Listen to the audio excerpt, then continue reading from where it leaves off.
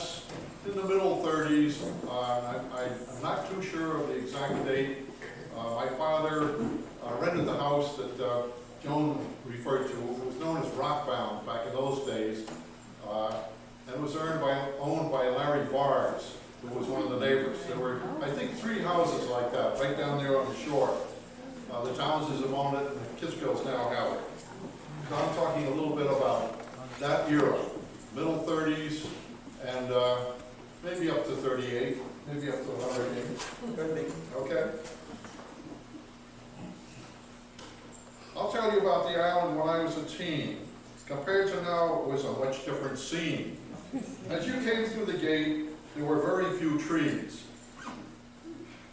You could see clear to the clubhouse with great ease, right? The roads were unpaved and the houses were few.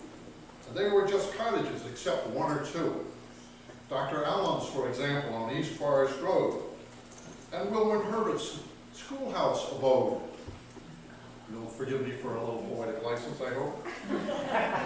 Between them, there was just meadows and grass, and seldom did a vehicle pass.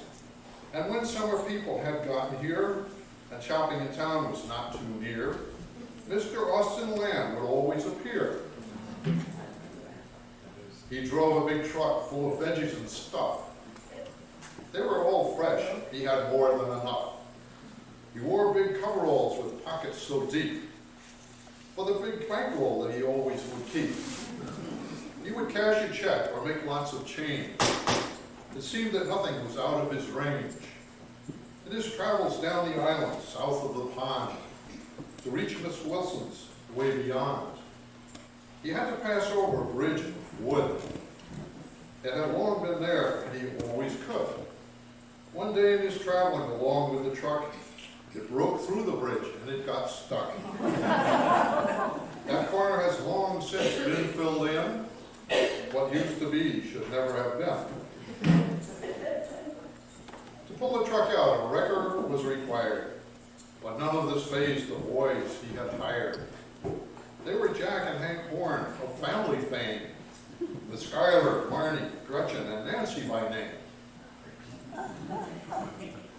The boys and their mother had a house on the hill. Except for the hurricanes, it would be there still. They worked for Austin most every day, taking orders and delivering as they went down the way. You could leave your orders in the house on a note if you wanted to spend the day out on your boat.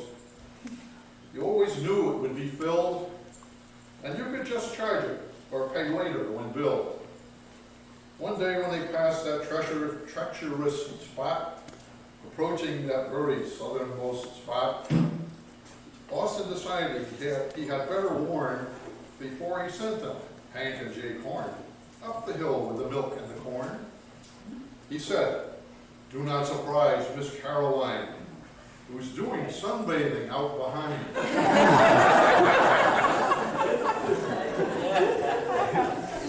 But thinking that this was all very queer, Jake decided she should know they were here. So with that, he went up round to say hello. One peek, and instead he decided to go. He returned to the truck, his mind all inflamed. The others were startled when he exclaimed, "My God, she's as bare as the day she was born." Subsequently, although not sworn, not too secretly sworn, by rights to this day, their job was secure. None of us teens would get it for sure. And so since then, for those who sail by, we cast to the west an expectant eye.